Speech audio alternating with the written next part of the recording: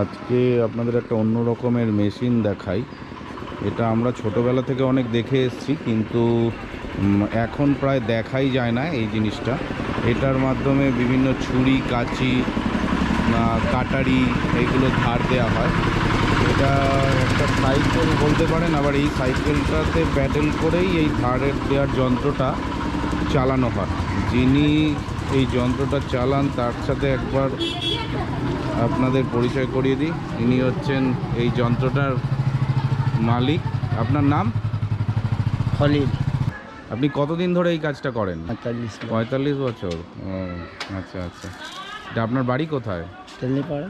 জেরিনিপাড়া। আচ্ছা আচ্ছা, ঠিক আছে। আমরা দেখি এবার যন্ত্রটা কীভাবে চলে।